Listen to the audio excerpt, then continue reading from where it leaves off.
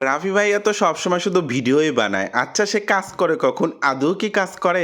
তো হ্যালো আসসালামু আলাইকুম গাইস সবাই কিরম আছেন? এই যে দেখেন অফিস থেকে বের হইছি এর মধ্যে ইফতারির সময় হয়ে গেছে। মাত্র ২-১ মিনিট বাকি আছে।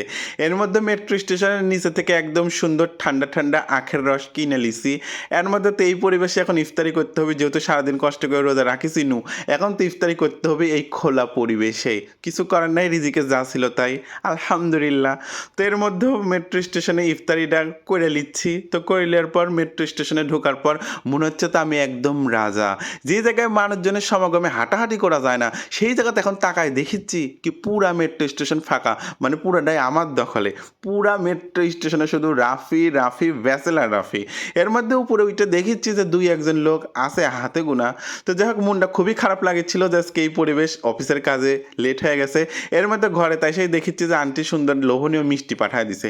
তো এরকম লোভনীয় মিষ্টি যদি চোখের সামনে দেখে আপনার এই ব্যাচেলর রাফি ভাইয়া তাহলে আর মন কি করে খারাপ থাকে কোন তো দেখি? তো মনটা একদম ফুরফুরে ভালো হয়ে গেছে মিষ্টিটা দেইখা। তো যাই হোক আপনার ব্যাচেলর রাফি ভাইয়া মিষ্টির প্রতি তো কন্ট্রোল রাখতেই পারে না। তো যাই হোক আজকের ভিডিও এই পর্যন্ত রেখে দিচ্ছি। আল্লাহ হাফেজ।